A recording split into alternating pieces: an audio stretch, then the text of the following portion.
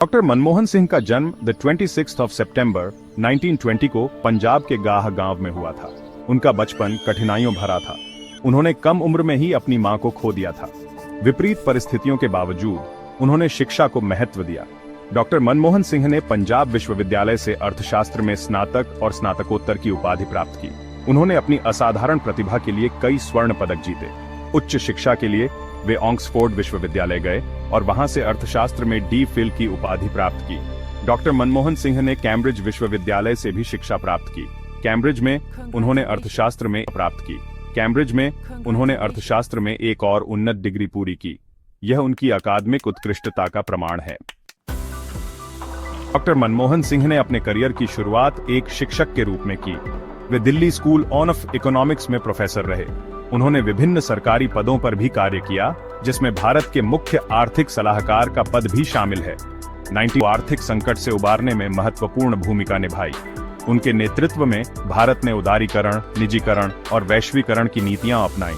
इन सुधारों ने भारतीय अर्थव्यवस्था को नई गति प्रदान की।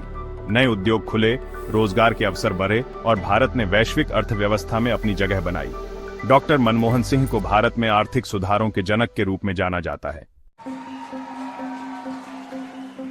2004 में डॉ. मनमोहन सिंह भारत के प्रधानमंत्री बने। वे भारत के पहले सिख प्रधानमंत्री थे। उन्होंने 2 कार्यकाल तक प्रधानमंत्री के रूप में कार्य किया। उनके नेतृत्व में भारत ने तीव्र आर्थिक विकास और सामाजिक प्रगति की। डॉक्टर मनमोहन सिंह ने शिक्षा, स्वास्थ्य और ग्रामीण विकास के क्षेत्र में कई महत्वपूर्ण योजनाएं शुरू की। उनकी सरकार ने सूचना का अधिकार अधिनियम और मनरेगा जैसे ऐतिहासिक कानून बनाए। विदेश नीति के मोर्चे पर भी डॉक्टर मनमोहन सिंह ने भारत को एक मजबूत राष्ट्र के रूप में स्थापित किया। उन्होंने अमेरिका, चीन और रूस जैसे देशों के साथ भारत के संबंधों को मजबूत किया। डॉक्टर मनमोहन सिंह एक महान अर्थशास्त्री, दूरदर्शी नेता और सच्चे देशभक्त थे। उनका जीवन और कार्य नैतिकता, कर्तव्य निष्ठा और विनम्रता का प्रतीक है। उनके योगदान को भारत हमेशा याद रखेगा।